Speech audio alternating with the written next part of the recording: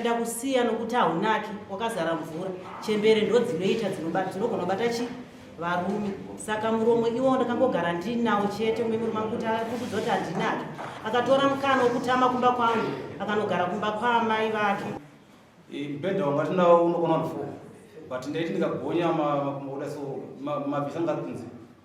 kusebereka mundayanzi mpana panutini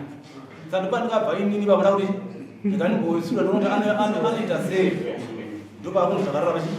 pamasofa asi panguva iyi mafambira madzimba vangu ndakakanzwisa kuti pane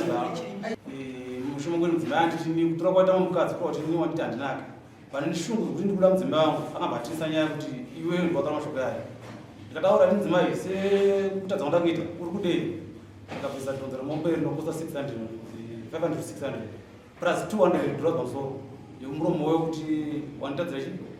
wanditi iwe handinaka.